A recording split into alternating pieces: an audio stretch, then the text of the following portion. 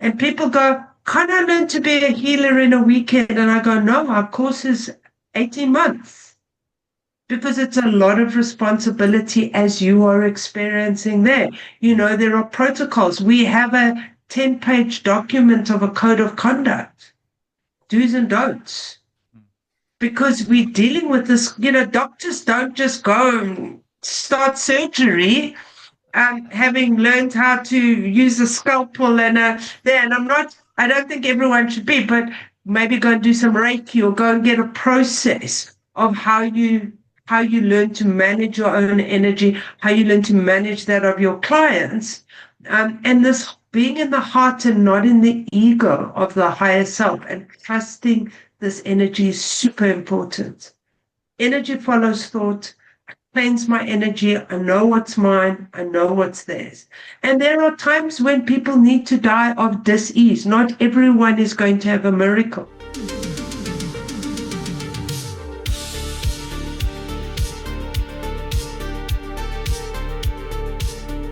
Welcome to Strange Mysterious World, Season 4. Tonight's guest is another South African homegrown. It's Cindy Holmes. She has decades of experience in setting up and running successful businesses, which were in the UK, Middle East, and South Africa. Cindy began working in the alternative healing space and combined the years of business experience with an intuitive, grounded approach to working with mental blocks and limiting belief systems. So, yeah, cool. Yeah, looking forward to it, man. The alternative health, alternative healing. That's but I also want to hear about the school, the intuitive school and healing. What do they teach? You know? Yeah, let's hear. Because I know there's quite a few courses that they offer there, and the one I was looking at was the healing. But I don't know what they cost. That's the problem. So. Oh yeah. Yeah. Oh yeah. Geez, how's your magic hands working? Well, I'm already closing on 10 hours. Oh wow. And how's your dog? Well. Tail's growing back very nicely. Is it from your homemade Reiki? And she's calmed down a lot. She still chases a bit, but not so bad. It's because of your Reiki skills that you my made up skills. Self-taught. Self-taught skills. Okay, here she is. Cool. Hey, Cindy. Hello, William. Hello, Lee. How are you? Fine, you, Cindy. Good. How are you doing? Yeah, really good. Thank you very much. I don't know. My invite Cindy Holmes is working. My Cindy, anyway, whatever the glitch is, we're here now. There's always another way around something, right? Yes, 100%. And I can't believe I didn't think about sending it on WhatsApp. It's because Lee doesn't know how to use the WhatsApp link. So I think maybe I just always send it on the. We're not all technically challenged. Throw Lee under the bus here. But there's also your Cindy's Phantom note taker. Don't let that in. It's just my note taker that I use. We don't need to let my note taker in. Okay, note taker gone. Yeah, I mean, I don't know if you guys use a note taker, but no, what is it? I really benefit from that. And also, I put my transcripts in, and it will write you a blog post to put with your post afterwards. So. Oh wow! Really? In ChatGPT. So we use lots of various different things. You know more than us. Technical. Yeah. Wow, I've probably been doing it a lot longer than you, in all fairness. Yeah, well, sounds like it. Geez, I thought everything you did was in the spirit world. Now you're like telling us that you like. But we have to get the message out. So I spend a lot of time talking on Zoom and doing master classes and we just learned that AI just supports us all the time. Currently.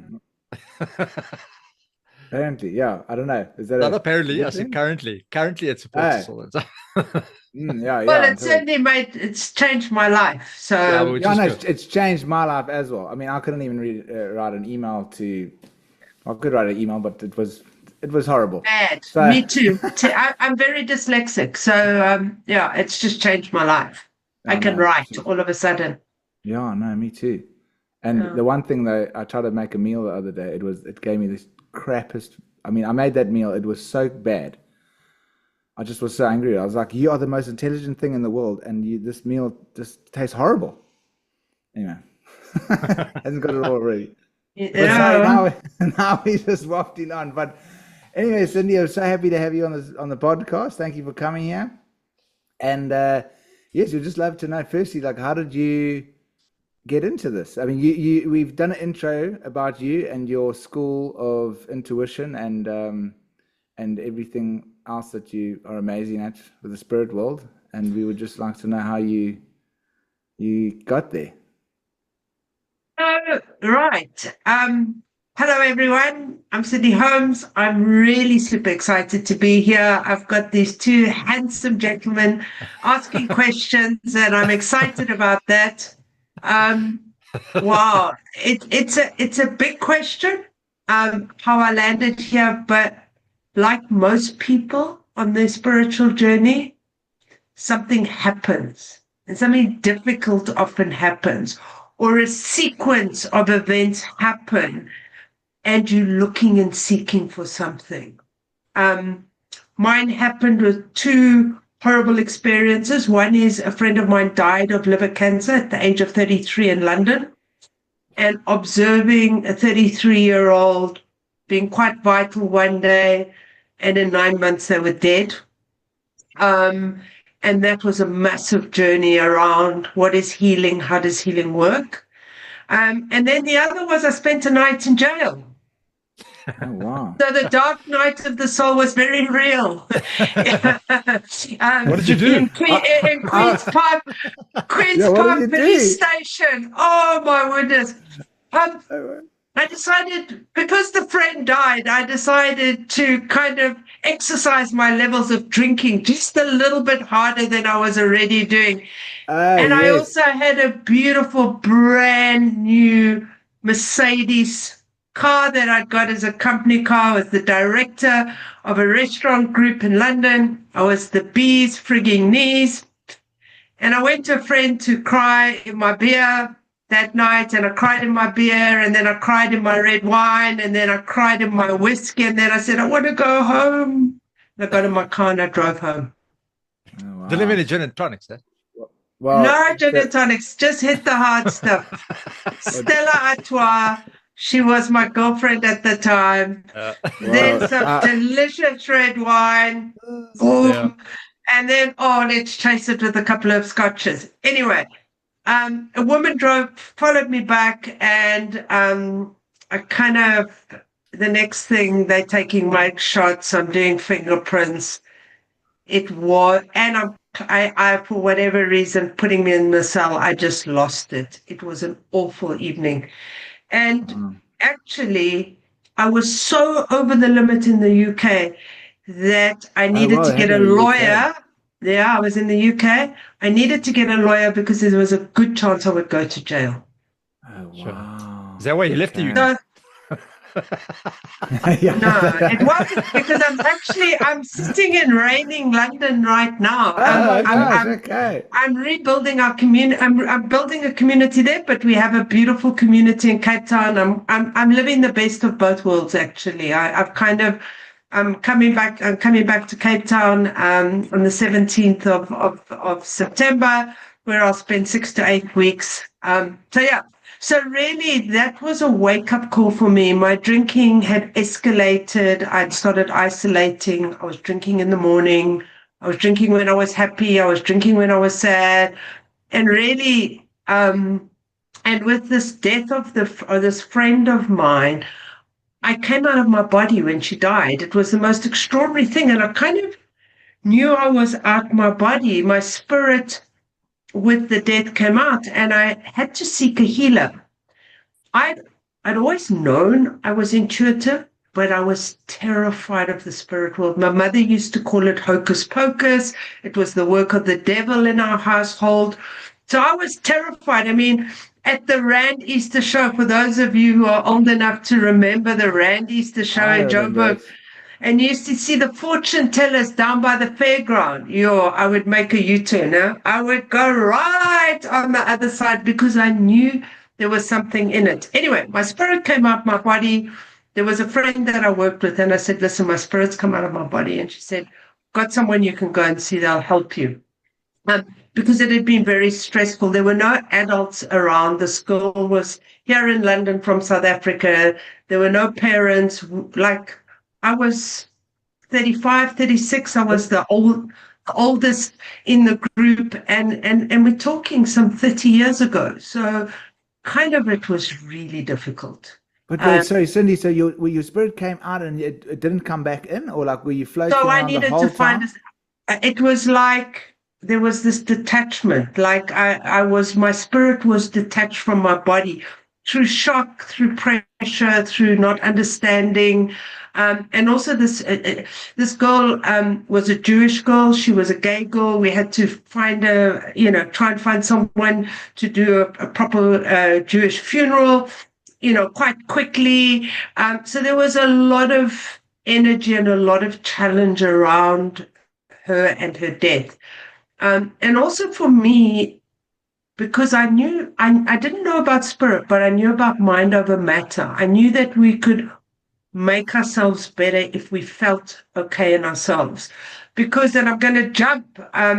William, we spoke earlier around dyslexia. I really struggled at school, and my parents got me to learn to read and write again and whatever else. And the day I left school, and I was always sick, I always had chest infections, I was always unwell. My physical health was really bad. The day I left school and I went into hospitality, I did an apprenticeship in South Africa with Holiday Inns. I didn't get sick. So I knew there was something about being stressed and under pressure and struggling equals illness. I thought it was the mind, and that when you're happy and in flow, your energy is in flow and there's no dis-ease or blocks in your energy. Today I've never been diagnosed. I was ADHD. I was neurodivergent. My mother was great. She never put me on Ritalin, although they really asked her to. She taught me to read and write and sent me for extra lessons. And she put all my textbooks onto audio for me, because that was one of the ways that I learned. I managed to get through the skin of my teeth, a lot of hard work. I learned. I got a university matric pass in matric. And for those of you watching overseas, the equivalent to A levels. So, and then I was like, I need to do something where I never have to write an exam. And I promised myself, you never have to write an exam again. I went into hospitality with a perfect career. I was a leader. I was intuitive, so I could read what people needed. I could read what staff needed. And so I excelled really well in the hospitality industry. I did really well for myself. And still have a restaurant franchise business in the Middle East today because I love the business so much. Okay. So I have quite a lot of diversity in my portfolio. So when this friend got sick, it was like, think yourself better. What do we need to do to make you happy? What do we need to make you? So although I didn't know about healing, I kind of knew it.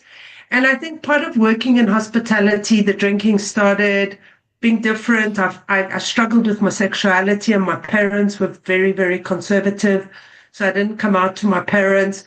And I then just started numbing my intuition and, this pain of watching somebody die with alcohol.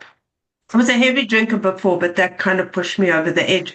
And then the spirit out the body, I went to this healer. And anyway, I went to the spiritual healer, and she put me on the couch and she put her hands on me.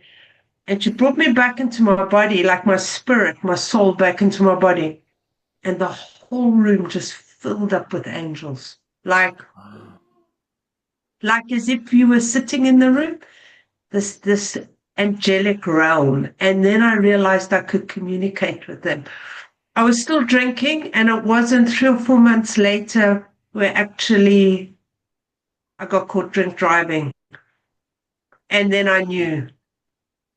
Boom, dark night of the soul. I needed to sort my stuff. I needed to look at my sexuality. I needed to look at, I was a workaholic. I was working 80 hours a week. and my relationships were unmanageable. As I always say, I did a lot of research. In London, there are a lot of people. I was like in a candy store with my sexuality. So, and it was time now to start looking in all my dustbins and sorting them out. And through that, I literally came across this College of Psychic Studies in South Kensington, where I knew I needed a psychologist, and my lawyer had said I needed a psychologist, that he could say I had a psychologist. Anyway, through a number of events, I landed at the College of Psychic Studies, and there was a psychologist she was a psychotherapist with her master's degree in psychotherapy and healing, and she was also very psychic. And I went, she's going to be my psychologist because I need someone I can't lie to, because I was clever and I was manipulative. So off I went to Sue Ellen, and I also joined, because then I knew to keep out of the pub. I wasn't going into AA, and please, anyone who's watching this, AA is a process and has my respect. It wasn't for me. I healed with the angels. I healed through learning to be psychic. I healed, and it gave me something to work with. I was learning a craft. I'm a vocational person. It's practical. And I had it. I mean, I was filling it. There was not been suppressing, filling it all with the booze, and not to dumb it down, because I knew what people were thinking. I knew, I could anticipate. I was a people pleaser because I could see what they needed. And so I had all this unmanageability going on in my energy field. And so I started doing the psychic development. I then gave up smoking. I had energy coming out of my hands. I said, oh, you better go to the healing class. I did the healing course. But every week, an hour and a half from where I lived, I went to South London, and I did my psychotherapy with a healer and a psychic who was the founder of the School of Intuition and Healing. And so through a long journey and a process of learning that and being the wounded healer, through doing that work and sorting out my dustbins and putting into recycling, throwing things away, I came out to my parents around my sexuality. And literally, it was 6 months of psychic therapy. I told my father, who I loved deeply but didn't want to disappoint him. The following weekend, I took all the booze, the shivers, the Johnny Walker Blacks, poured it down the drain. That was it. I've never had a drink since then. And so all these things kind of stuck up. But I loved it. I loved my psychic development classes. I loved the healing course, and I grew and I learned. And it was something I could do. I was it came very naturally to me. And so I then came to a point where I was ready to leave London and come back to South Africa.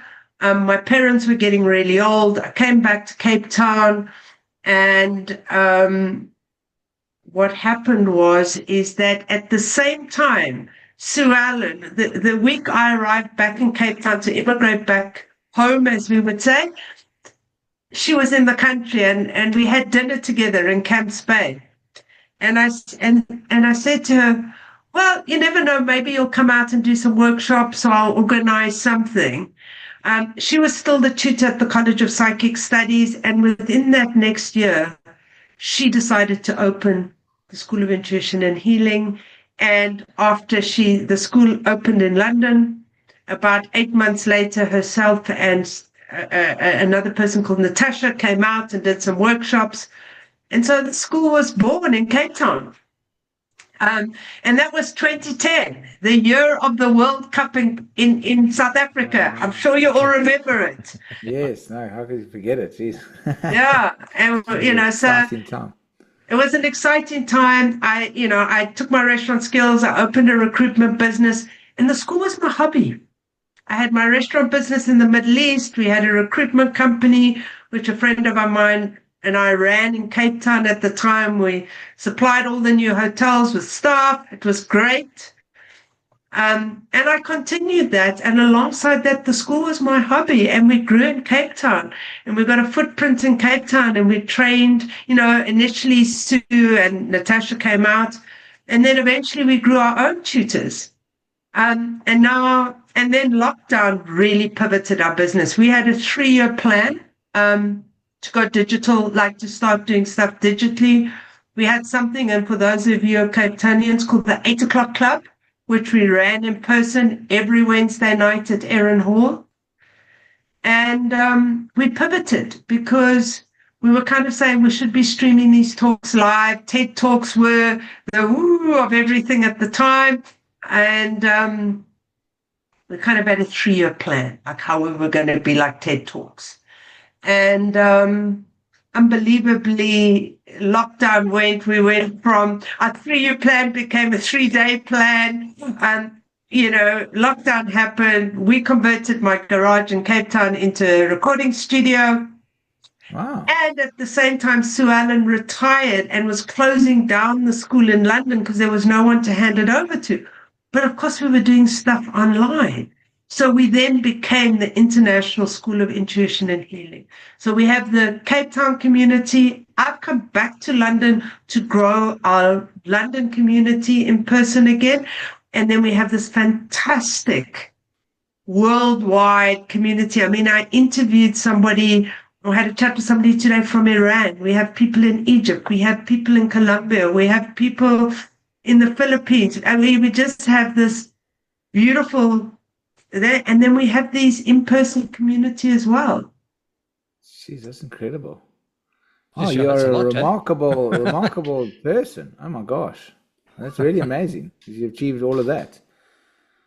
Well, Well done. I always say my neurodivergence, my ability to ground and harness my my ADHD enables me to do lots of things at many levels and to think outside the box because, with my dyslexia, William, you'll know this. If you can't spell it one way, you'll find another way.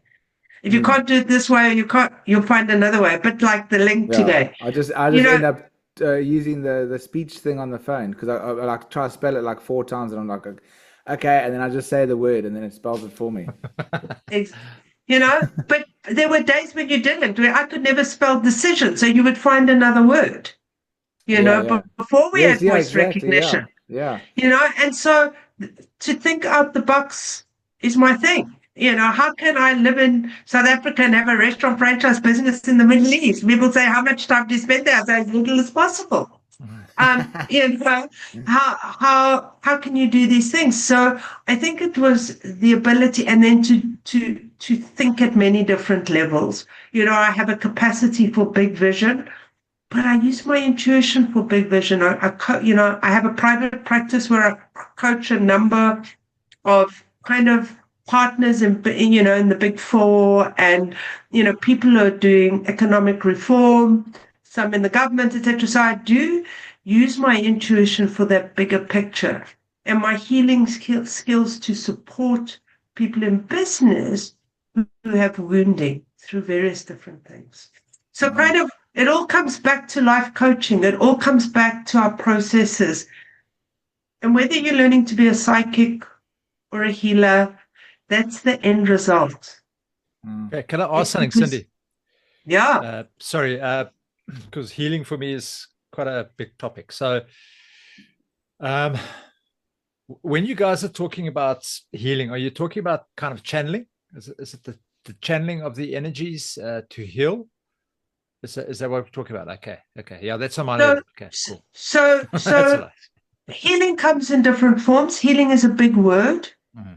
And I believe anything evolving positive healing energy is healing. And so we channel information. Somehow we need to get this vibration that is higher than our matter, that is higher than our own vibration. We connect into that and we use a channel to channel that, whether it be intuition or whether you be channeling healing energy through your hands. So it's about this energy field. If you hold your hands like that, you can feel there's an energy field. And Yeah. what we do is we access that higher vibration to channel through us in order to work in the aura, which is the chakras and the subtle bodies, to shift and move dis-ease and blocks. Tell me that energy that sits between the hands, because I've been doing some healing for a little while now. And I can feel that magnetism. It's almost like a magnet. Does it get longer? Because currently it lasts, but I have to kind of rub the hands together. But does it last? It's probably about 15, 20 seconds, but then it like dissipates. It's almost like you've got to get closer and closer and closer and closer before eventually you can't feel it anymore. So is there a way to get it longer? We do an exercise. Are you up for an exercise? Come on. Yeah, go for it. Yeah, let's go. Let's do it. So we're going to do what I call an attunement. Okay. So I just want you to, your technical will all work. Don't worry. I've got it. My angels have got it sorted. Just follow the breath and just close your eyes for a minute and just breathing in, breathing out, breathing in,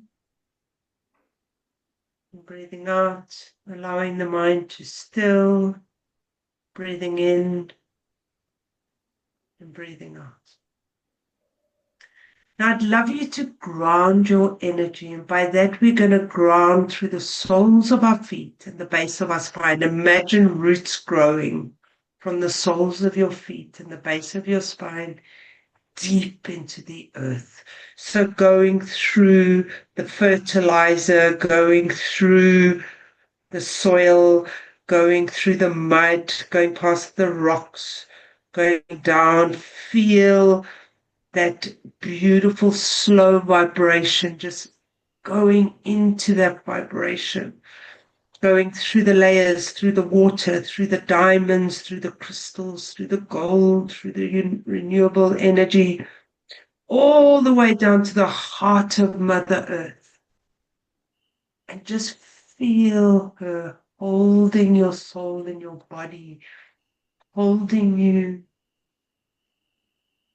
making you feel safe. And as you just settle into that, I want you to center in the heart, which is in the center of your chest. And from there, I want you to go up through the top of your head, up past the roof, up into the night sky, up, up, up to the highest point of healing light that you can connect to.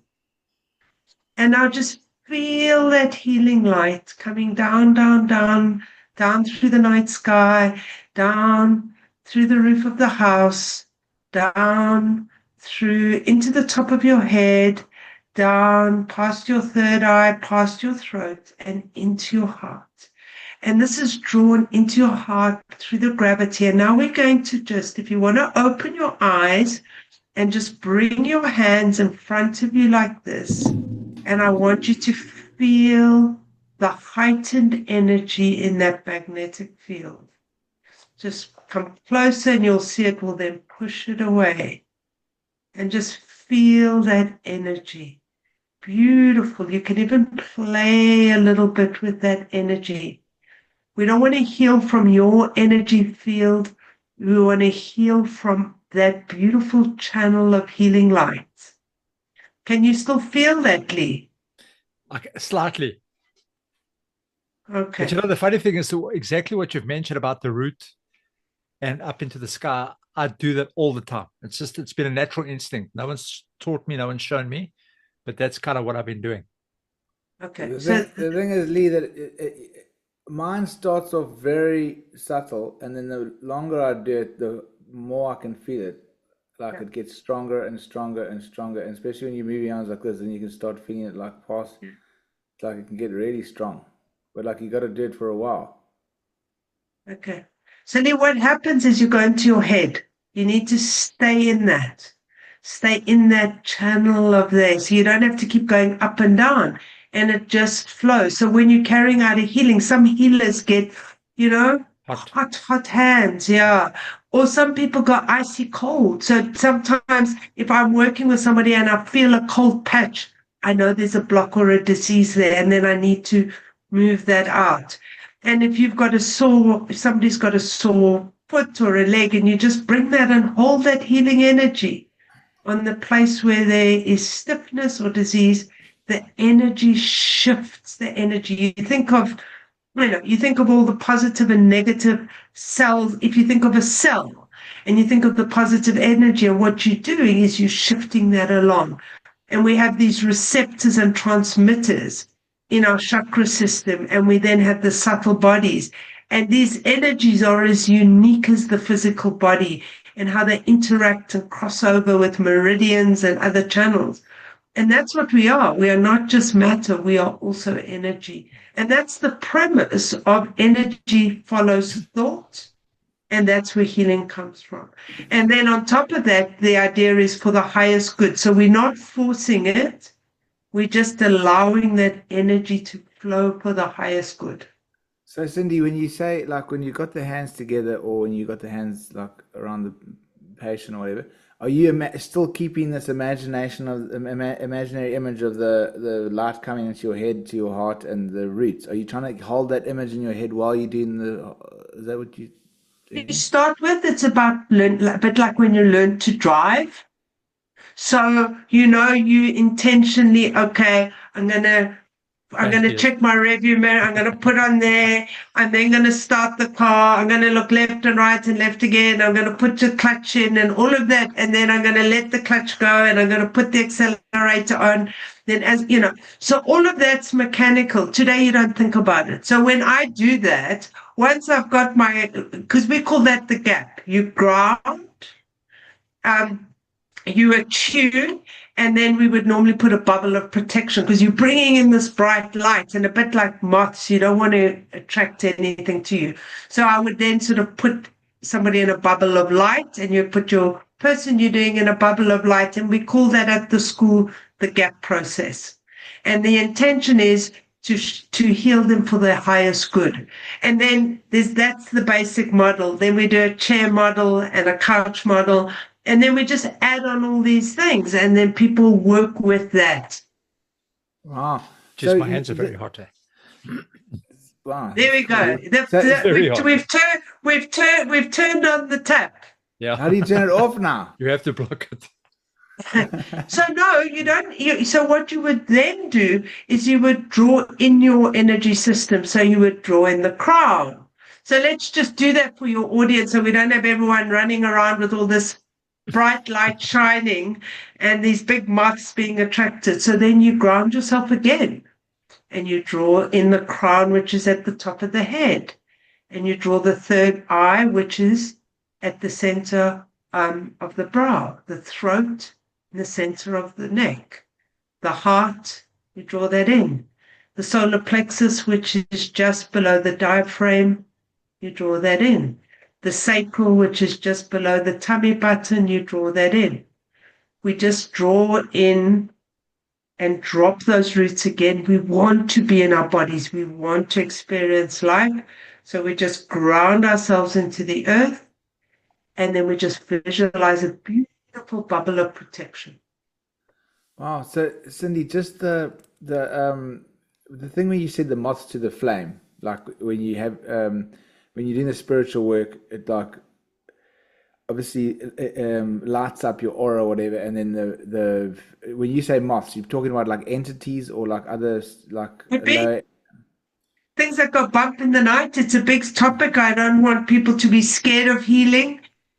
You just have to, because I think people have, I had a mother who called it hocus pocus. So there's this fear. The church in certain church or religions have created that only special people. We are all healers. We are all psychics. We just need to train that muscle. We just need to connect to it. We all are able to experience. You're not special. You're not gifted. You're not powerful. Sorry for those of you who believe you're special and you're gifted. But it's funny because I spoke to Dean Radin, because he was in one of my documentaries, the famous parapsychologist. And he said he's put it like this, because I asked him, is everyone psychic? And he said, yeah, everyone is psychic, but everybody can play tennis if you give it a bit of practice. But some people will go to Wimbledon, and other people will just they will never get there, because like some people can just do things better than others, but everybody can do it. It's just, and that's how the analogy you gave me. You think that's correct? No, not quite. Because I believe if people choose, because our energy gets blocked by our trauma, our energy gets blocked from from many things, from past life experiences to future life experiences. There's so many things that are involved in this. But if you focus on really clearing your channels, stepping out of your own stuff and getting that highest vibration. Yes, some of us have heard karmic before we've come. Trust me, you heard my story. Nights in jail, unmanageable relationships, all the stuff that has happened in my life. Well, I've cleared that. I happen to have a very clear channel. I'm directed. There's certain work that spirit release is not my thing. I'll pass that over to other people. Mediumship is something I can do. Never wanted to be the best medium, but I learned mediumship through default almost, because spirit guided me. People would say, Cindy, you were a good medium. I never enjoyed it, so I was never not my thing.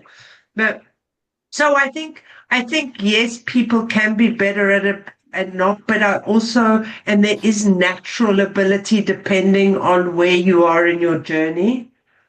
But I do believe that we are able to all operate at a high vibration, and as we move through our stuff, we are able to do that. And as we, the more we let go of the matter and doing, and we allow stuff, and we quieten our mind, and maybe some people can't, it's more difficult to quieten their mind, and that I would agree. But some people just they grew up with a parent who meditated. Our kids today are just coming in and incarnating at a higher vibration. So it's easier for them. Yeah. I want to ask you a question. Sorry, man. There was something that's on my mind before it slips my mind. With regards to healing, and I don't know if this is normal, but is it possible that you may be absorbing? So, for example, somebody's got an injury of some sorts, and you're healing this injury, whatever it may be. Maybe it's I don't know, backache or whatever. They slipped the disc, their nervous system's not working. Is there a situation where while you're healing, you absorb that stuff into you?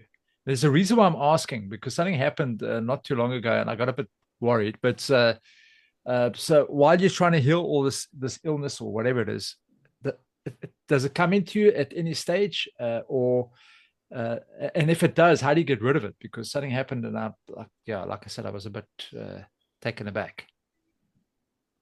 So there are a number of answers to your question. So we all receive or are able to identify energy in different ways. For example, some of us are clairvoyant. So when we're working, for me, I see energy. So when I'm working, I can see what's going on in the person's energy field in my mind's eye, clairvoyance.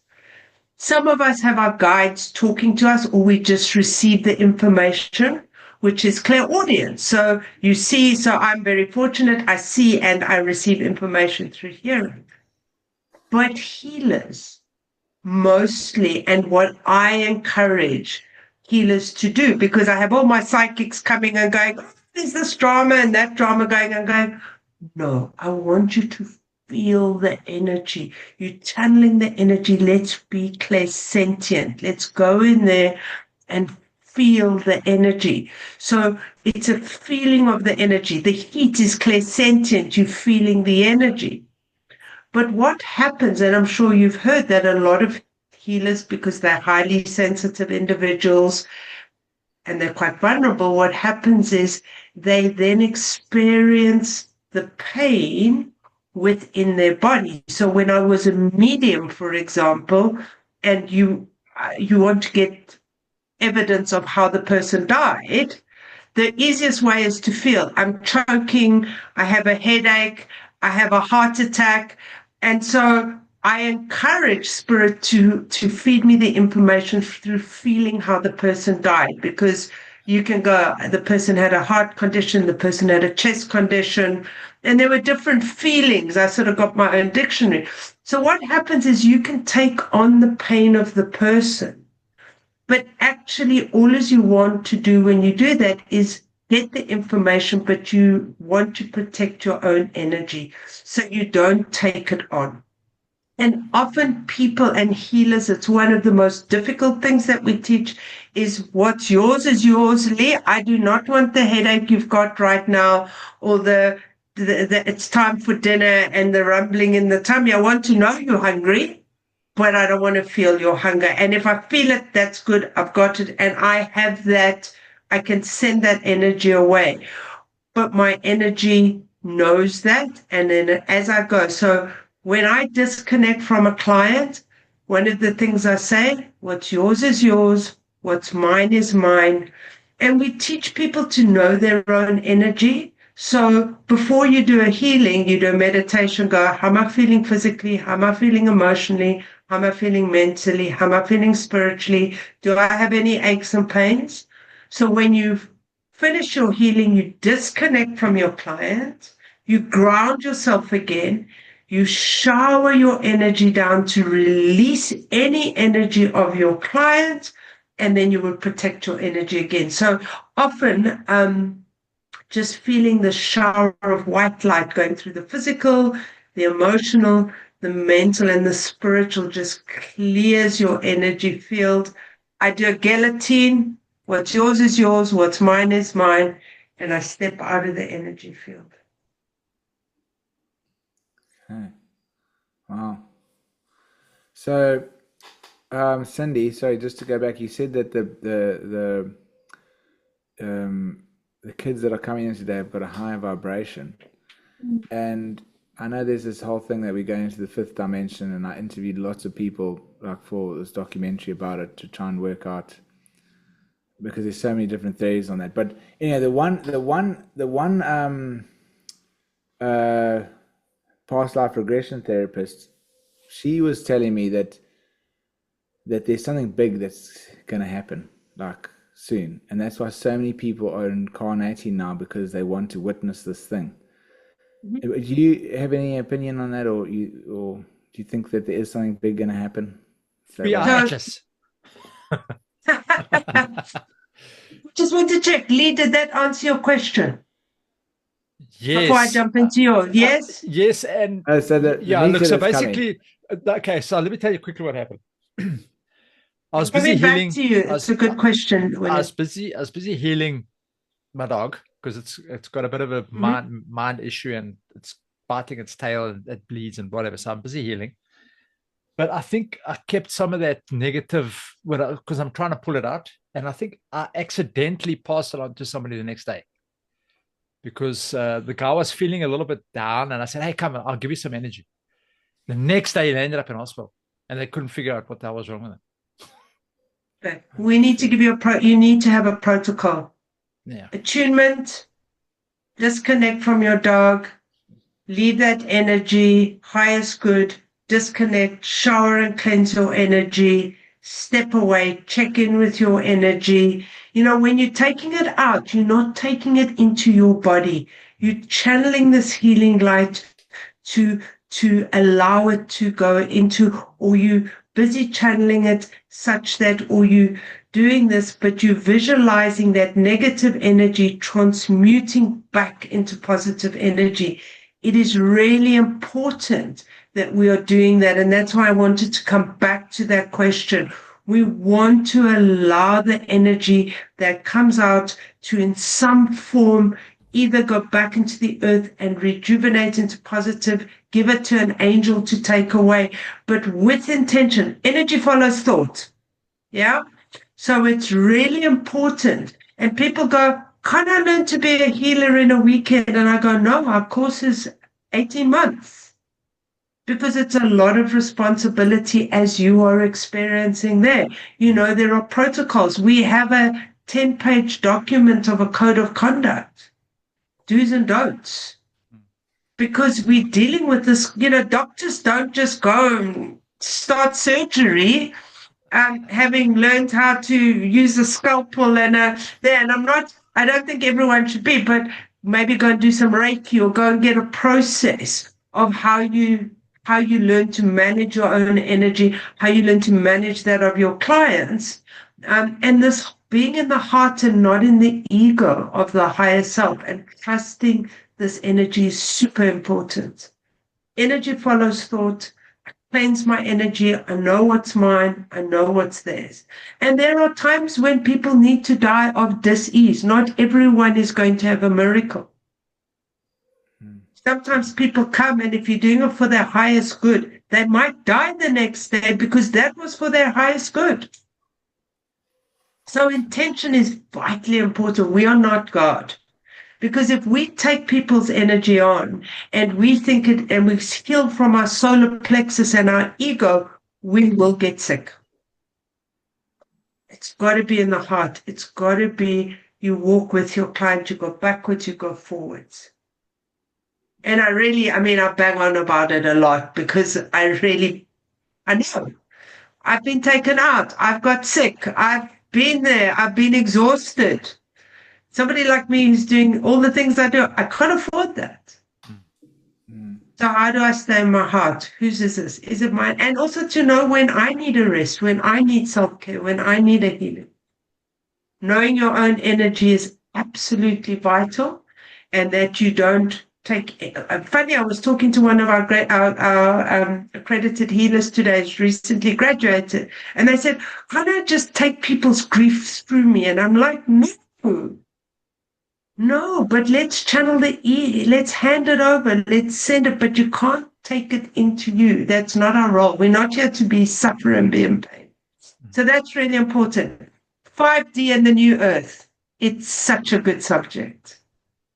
Okay, wait. I don't know if we will finish there. Yeah, we will. Well, wait. I just wanted to ask this thing, but then how do we get to know our own energy? We have to go on the course. Okay, yeah, I don't practice.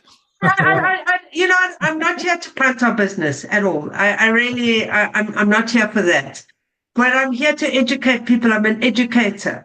And if you know how you know if you've got aches and pains, you know if you're out of sorts emotionally, you know mentally if your head's really busy today and there's a whole lot of crap because your kids giving you a hard time this morning, it's been difficult to get them to school, you know, you've got to sort this out, there's a financial this. And then do you feel connected? Have you been in nature recently? We don't even need to talk about spirit or God, just nature. Come on, you guys are South Africans, you know, we know that heals our soul. You know, how are we feeling? Are we feeling connected or disconnected? When we do a healing, we can channel inside of that. But if you're feeling fantastic, we've all done it. You're feeling fantastic, you're having a really great day, and your mother-in-law phones you, and right? Put the phone down, and you've just taken on all the wah, right? And your energy, all of a sudden, you don't feel vital, you don't feel like going for a run, you don't feel like going, for a swim. Mentally, you're a bit confused. You've taken on her stuff. Put an affinity, I always say to people, put an infinity sign between you and the psychic vampire. I just joke about the mother-in-law. I had a really lovely mother-in-law. So, yeah, really. Yeah, she was lovely. She really was. I was lucky. But you put the affinity sign around you and you just create their energy of the psychic vampire not coming into yours. You don't want to take on their stuff. Your children. You're there to look after them. They're having a bad day. You can have a bad day because you're taking on their stuff. You want to have grounded and you want to connect in a beautiful way, but you don't want to be codependent on all of those things. You want to manage your own energy. If you are whole, the people around you will reflect that. And I believe that's what we are trying to move to. We're trying to move to individual wholeness, parenting ourselves, our mother energy, our father energy, and wholeness. We talk about love consciousness, where we are able to respond to people who are different. And it seems like we are miles away from it, but then we also know how quickly things are shifting in our world. And so even evidentially for me, I can feel that the energy is different. And there are times I wake up and go, is this all an illusion? Because I read the news and I'll see the wars and I'll see what's going on. But some way the people are starting to be more involved in energy. People want to listen to this. People are becoming, parents are going, these kids are coming and they know what we're thinking, and they're seeking. There's the amount of seekers. I couldn't have a better business model, because people are seeking this information. People are seeking how to do this, how to manage their children. And what are we all looking for? We're all looking for peace. We're all looking for joy. And we've created an environment that is too much choice, too much consumerism. And yet our souls are longing for simplicity. And I feel that we are moving towards that, but we're in the chaos, we're in the disruption. And I can feel the light most days. And then there are days where I just go, how's this ever going to happen? I have to be honest. I'm honest, right? Maybe spiritual people are going to say, Cindy, how can you say that? Because there are days I get caught into the matrix of our world and think, I can't. And then I go, I'm going to dream it in. I'm going to think it in. We need to bring this timeline. And then people I follow who are encouraging us to bring this in, to shift our timeline, dream it in. And so I go back to the heart, and I go back to expanding the heart, and I go back to being responsible for my own energy again. If I'm parenting myself, if I'm having self-love, it then will be infectious. And I have an audience, so I talk about it, and I talk about grounding and protecting and connecting in community. We are desperate for community, and we just are struggling to find out how to do that. So are we going to the fifth dimension? I don't think we're going. I think we're shifting. I think the energy, the earth energy is definitely changing. So I think there's a raised vibration in the earth that I personally can feel. We're using, we only ever worked with the 7 major chakras. I now consistently work with 8, 9, 10, 11, and 12, which are much higher frequencies. Like we did that grounding exercise. When I ground, I'm using those higher vibrational chakras to ground with now. When I work, I'm using the golden light, the golden age. So yes, from my experience and from the way we're seeing our work, I would say things are shifting into a higher vibration. Is that I'm not bothered. I don't care about semantics. That's not my jam. My jam is, how do we all feel? How are we shifting? How are we changing? And there is definitely for me an energetic shift, a higher vibration. Is it happening as quickly? I believe in astrology, and the astrologers are, the planets are in places they've never been before in record. So definitely that is going to have an influence on us. Okay, so do you think there's going to be something that's big that's going to happen, like a cataclysm, or aliens are going to reveal themselves? Is there going to be a big event that we're building up to? I don't feel that. There might be. I don't feel that for myself. I think it will be a fast evolution. I think we might do something to ourselves, or the Mother Earth might certainly express herself in some kind of world event. We saw the pandemic and how quickly we shut down humanity. Will there be a major event? probably caused by ourselves, that will create a shift. Is that an atomic bomb? I don't know what that is. I'm not a futurist. I don't see the future, but I feel what's happening now. And I feel that, will it be a major event? It will either, we will just like climate change will all of a sudden just go from one thing, boom, into what climate change, people who are advocating climate change, that just, and we can feel, we're experiencing climate change. So we had the best summer in the UK. I mean, today's the first day in 4 or 5 months that I put a jumper on. So we're actually living it. Yeah. We're living change. And so I think it's just speeding up. And will it be one big event? I think there might be big world events that will have cause and effect. That's my sense. But I also believe we need to dream in. We need to call in a different lifetime. We need to call in simplicity. I think we need to call in spaciousness. I think we need to pause consumerism in our individual lives. And if we all do that, I can't make the apocalypse happen for everyone. I can just change my life and support my community one by one in their lives. And there are things that I do at 7:00 on an evening. There's an energetic 5th dimensional heart grid where there's no Zoom. You just go into your own meditation. It's coordinated by the astrologer Pam Gregory.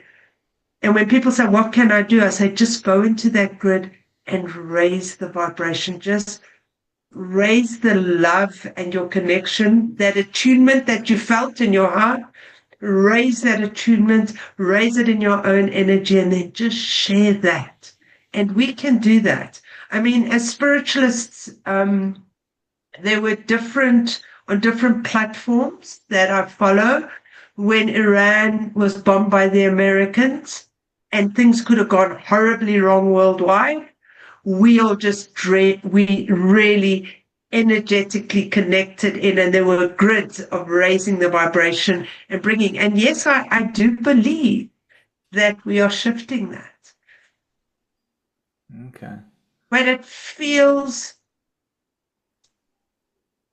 I can feel the energy, but I can't talk to you about it like I can talk to you. This is how we do healing. This is this. I know that will change. It's not defined, because I feel that to understand the new earth and the 5th dimension in our existing humanness is very, very challenging. I'm a practical human being. I operate well in the world.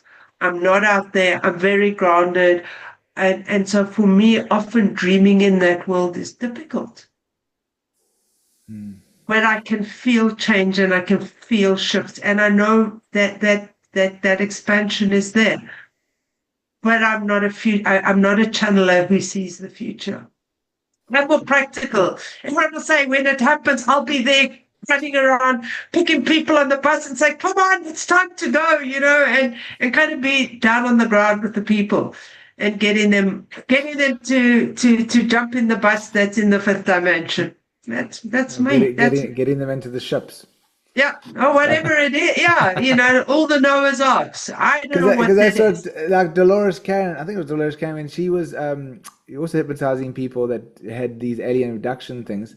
And they kept on saying that they have to do something very important in the future. They always came like, there's going to be something that's happening. So this is separate from that other person I was talking about that said that the kids are coming in because something big is going to happen. But Dolores Cannon, like a lot of the abductees that she was working with, hypnotizing, said they're going to be doing something very important, because when there's an event like the aliens come, they have to guide the people into the ships. Like they have to be on the street corners, like showing people where to go to get into the ships. But it wasn't just one. There was many that said this under hypnosis, and they didn't know each other, and they didn't hear that from anywhere else or whatever.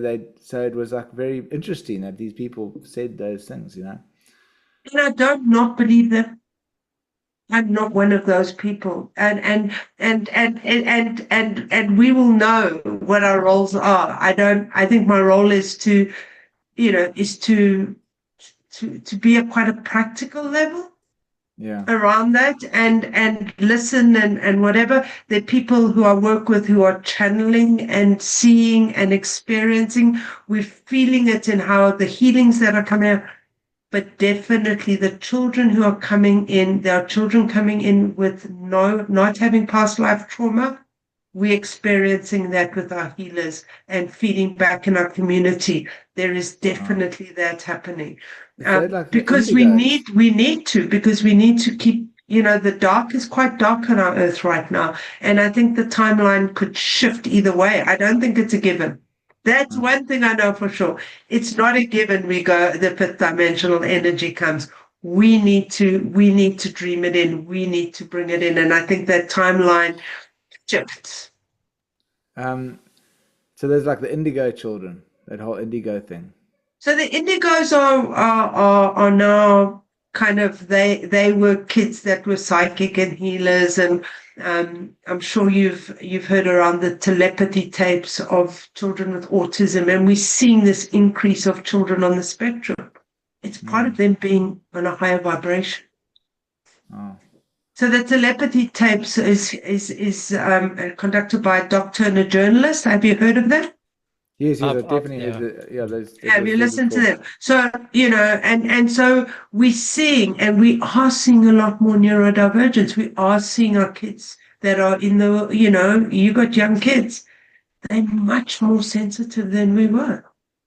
We came from parents from the war, or, and so now these children are here. We need to work with them. We need to support that energy. And that I know is for sure that needs to happen. As healers, as anchors, as an elder in the spiritual community, how do we hold this? How do we support? How do we create structures and communities? Cindy, sorry, man. Last question from our side. You mentioned 10 chakras earlier. You kind of piqued my interest. 12. So 12, sorry, 12. So because the only ones we all know about the 7, the one that kind of ends at the top of the head here. Where do they go from there? So you've got the higher heart, which often I would say. So you have the heart, the green or the pink chakra, and then you have your higher heart, which I believe is your higher self, your soul energy, and that is number 8. What color is that?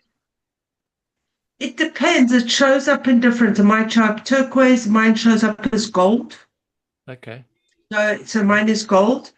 You then, in fact, I work mainly with gold and silver on there. And then you drop down 15 centimeters or 6 inches below the ground. Yeah. Is the Earth Star. Okay. The Earth Star is also where often when there's stuff going on there, and this energy is shifting because there's a collective Earth Star energy, and we're finding that is supporting the unity consciousness of this upgrade into the 5th dimension, or downgrade because it's coming down. We're not going up, like we're not ascending anymore. We're finding it happening here. It's not like we're all going to go somewhere else. If anywhere, we're going to go into the earth, in my opinion, and shift that as opposed to going outward. And then there is one, and forgive me, it's called the unities, so that's 8. 9 is the Earth Star, and then there's one 15 centimeters, which is 10,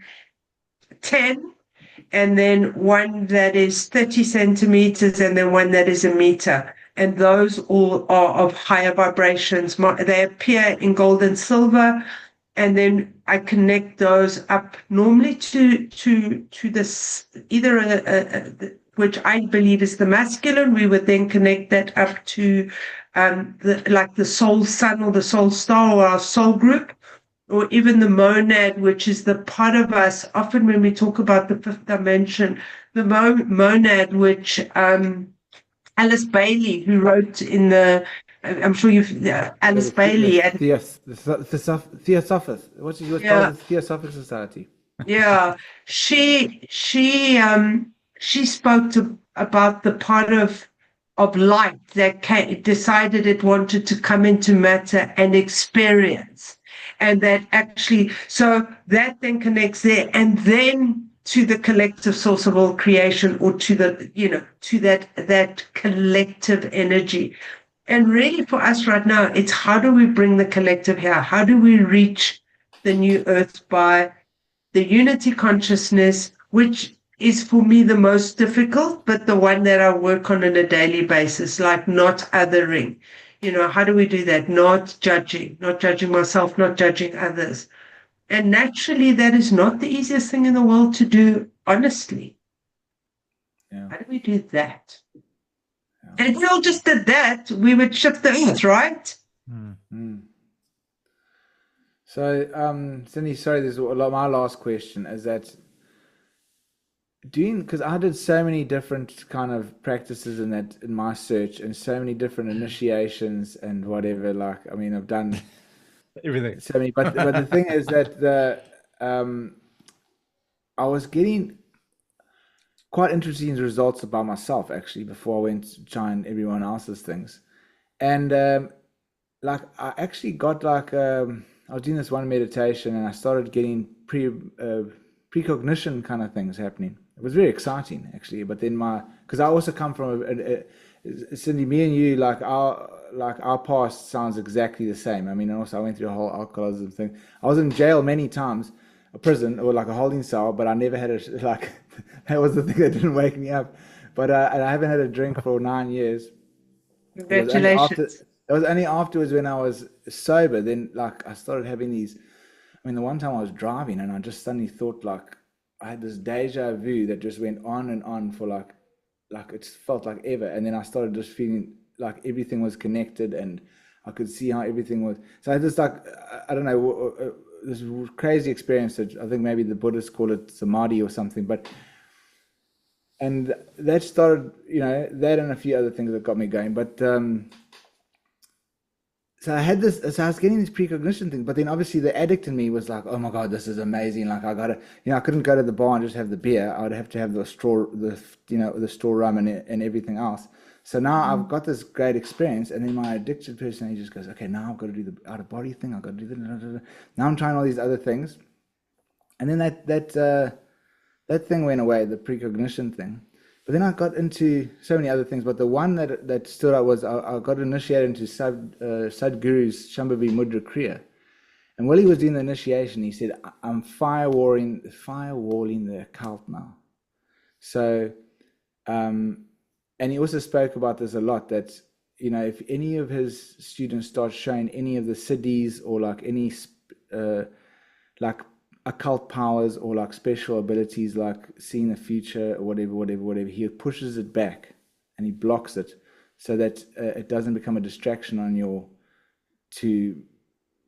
spiritual enlightenment or whatever.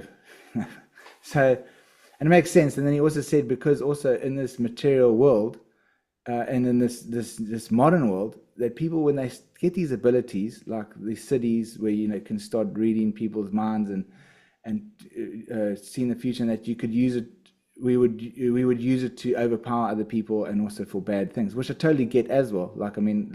He's right, because imagine if you could stop someone's heart and you get angry at them and you just suddenly just do that, so yeah. So and you have to wait until you're very spiritually enlightened to get those things, so you know how to manage them and not become destructive to yourself and other people. But anyway, so I did this thing, and he told me, and I did the Shambhavi Mudra Kriya for a year, religiously twice a day. But then ever since that, and I didn't actually feel any benefits, to tell you the truth. I didn't feel any happier or stronger. But I don't know, maybe it was like the toad in the water, in the hot water, and it boils slowly, and you don't actually notice because it's so. And ever since then, I've been trying that other meditation and other things, and trying to awaken these kind of, which I thought were natural gifts of intuition and that, and nothing's working anymore. And I always think, okay, well, maybe he did block something. Maybe that is I'll never get it again. So I just want to know what you think about that. So my sense is you can unblock it, and my invitation would be to be really discerning around someone who wants to mess in your energy field. Do you know what I mean? That feels very restricted, because what we can do in the dark, we can do in the light.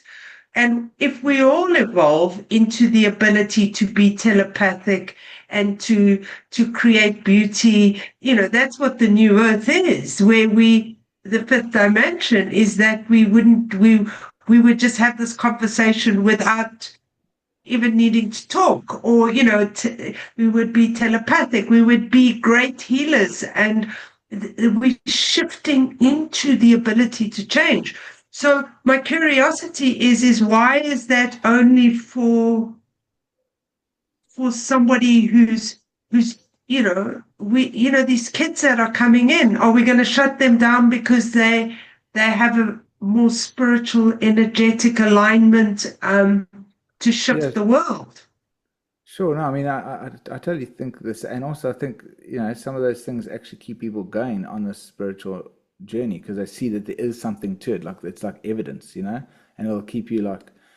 So, but also what I think people need to go back to what is our intention on earth, and for me it's to create heaven on earth, whatever that heaven is. But it's peace, it's love, it's flow, it's contentment, and I mean those are difficult things to achieve on a regular, constant basis. And I don't believe we get those by not using all our ability, and allowing ourselves to receive the feminine. We get bash around the patriarchy. We need to be able to trust the masculine, and we need to be able to give and receive. And therefore, if you block things off, how are you going to receive? Yeah. And we want to receive, we want to open, we want to surrender out of control. So why wouldn't we receive gifts from a higher energy field? Yeah, sure. And yes, what you can do in the light, you can do in the dark, 100%. Yeah. Look at AI. Yeah, AI is, it's changed our lives because we are dyslexic. Yeah. But it can also and we create great material. Here we are sharing, empowering, talking about uplifting things. We could also be having a very dark conversation about how AI can support our darkness. Yeah. It's like anything, like even a knife. A knife can be a wonderful tool that you could use to make art, cut food and whatever, but you could also use it to kill someone. Correct. So yeah. But do you think if I stopped that practice a while ago, do you think it's really like blocked me, that thing, or? Pretty much. Yeah, you've almost got like a mental block. Because it's been because you think that's what it's supposed to be. Exactly. You think that's what it's supposed to be, so you've mentally blocked yourself. William, are you in Cape Town? Yes. Yeah. Yes. I would just go and have an energy healing with somebody. Tell them the story. Okay. You recommend a good one? Because I've been to a lot, Cindy. I've been to like every single one. Eh? No. To do this? No, not to unblock. Well, I mean, I just always thought that they would know what to do, like, oh, okay, I'm sensing this. Okay, so would you go to an ENT person when you had a skin disease? No. So I'd go to the GP and then he would tell me I could go there. But then usually when I go to everyone, they just like feel, and I think that they're gonna know. So where did the GP tell you to go with this block? Well, I'm hoping you're the GP. Where should I go? I'm exactly that. I'm going to prescribe who you need. I'm going to prescribe a specialist who can go into your energy field and see what has happened. Okay, great. And then, yeah. And please be discerning. Please be discerning who you let scratch around in your energy field. I know, but that's also what I'm trying to say on this podcast. Like, guys, you've got to be like, you can't go to every single, you're going to get, I mean, look, Sadhguru, he's very renowned and he's very respected, and I do respect him and everything. But the thing is, if you keep going to all these things like I do, sometimes you get, what are the STEs? STDs. Those spiritually transmitted entities, STEs. Or like, I don't know, you'll pick up something. You got to be like very discerning to like know, okay, well, this person is, we got to go there and not go to all of them. I don't know. What do you think, Cindy? So, the biggest mistakes we make are when we really don't trust our inner guide. We know everything. We have all the answers. And instead of going inside, we go and we look outside of ourselves. If the big mistakes you do, you had that and you feel the fear and you go, no, I'm just being like this, I need to go. I'm not saying there are, as I said about the AA program, there are millions of people have got sober through AA. It's a fantastic organization for certain people. It's not my jam. Yeah, me too. I also couldn't do it. But I know it helped a lot of people, but I couldn't do it. So it's the same. There are people who become devotees of a guru as such and of a way, and they feel content with that. It is right for them. I went on a juicing fast in Portugal 2 weeks ago.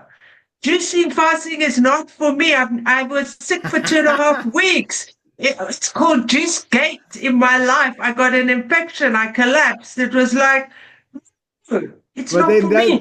My sister, it's been 15 times. She comes out of the bloody juicing retreat glowing and slimmer and all enlightened. I crawled back to London. But isn't that because it's releasing all the toxins and the bad stuff in your body? My body couldn't cope, and we can't. Our bodies and our nervous systems are too sensitive. We have so much going on. The world has become so fast. We need to be discerning about what we say. Because it worked for my sister, I thought, I'm going to be like my sister. By day 2, I knew I needed to eat, but I was like, no, I'm going to white knuckle it. I'm going to stick with, the program. By Thursday, I collapsed. Not for my energy. And then also knowing my energy, I'm going, no, I can't. And then eventually, please give me some food. Please, can I have some food? Of which was a difficult thing to get on the juicing retreat. It's just an example, but it's, and now it's called Juicegate in the family. Cindy thinks she's going to arrive feeling expanded and fantastic. I can do a water fast. I didn't like the acidic. I didn't like the too much sugar in my body. My body's not used to that. Yeah, it completely freaked out. Yeah. But I can do a 3-day water fast, no problem. We're all different. Be discerning. Listen to your heart. If you're vulnerable, if you feel unsafe, walk away and look at it. The minute you're feeling unsafe, don't push through. Check in with yourself. If people are pushing your buttons, check in with yourself. We don't need to go through this warfare when we are evolving. Yes, there's tough times. Make sure somebody's holding you safely. The minute you feel unsafe, question them. Question who you're seeing. There are lots of people who work for some people. There are other people who work for other people. Be discerning who you allow in your energy field. If you don't feel comfortable, say no and walk away. Honestly. Absolutely, Cindy. I think that's a good point to wrap it up, huh? So how do people find you, Cindy? Huh? How do people find you? The International School of Intuition and Healing. If you just Google us, I can send you a link. We're there. I do one-on-one business coaching, actually, where I use healing and my intuition. Oh my gosh, I need that. Yeah. Jeez. I hope you don't charge. I hope you don't charge European rates. You need it too. What are you talking about? You're amazing. You got so much stuff going on. Yeah, we're all human though. We all catch a hiding sometimes there. But do you charge UK rates? Interestingly enough, our school has 2 rates. We have a developing country rate and we have an international rate. Absolutely. Yeah, so South Africa falls under the developing country rate. we don't hide it. It's published. It's just there. We straight ID at the door.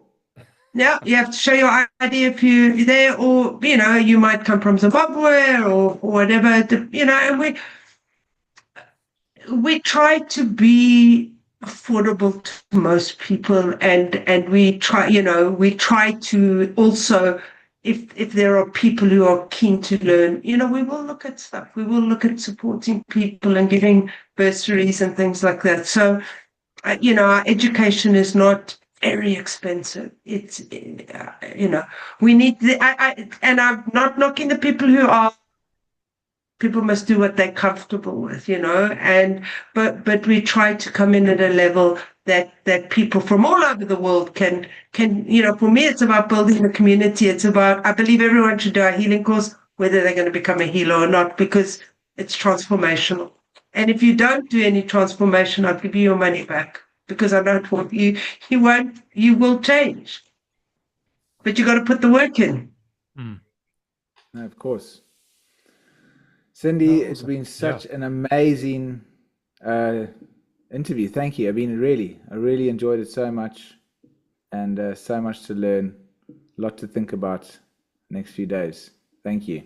Yeah, Joya, thank you so much for inviting me. As you can see, I can talk forever. Yeah. That's good. No, that's good though. It's good. Sometimes we interview people and they're like, yes, no, maybe. Yeah, you're like drag it out of them. Jeez, you gotta really dance. You gotta start put your ballerina shoes on and start really going. No. I love talking. I mean, I've been a talker. So I talk all day. I can sometimes start at 7 o'clock in the morning and I'm still talking at 7 o'clock at night. If people want to listen, aren't I lucky? Pay me most of the time. Thank you. It's been lovely to meet you. If there's anything else, if you're looking for speakers, reach out. I know lots of people. Yeah, yes. Especially in Cape Town. Just one other thing. We do have an open day in Cape Town where we'll have all our students practicing their skill. I'll ping you that information. Oh my gosh, that would be so cool. Yeah, just come and meet our community, and it's just a fun day. We even have boerewors rolls, proper boerewors and vegan rolls. It's a great day.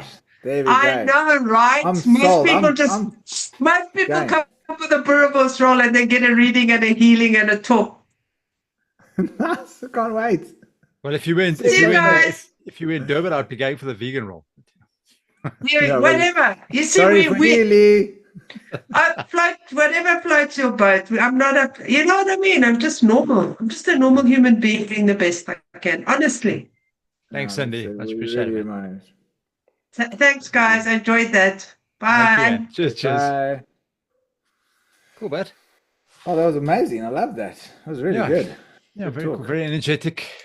Some good info there for me as well. Yeah.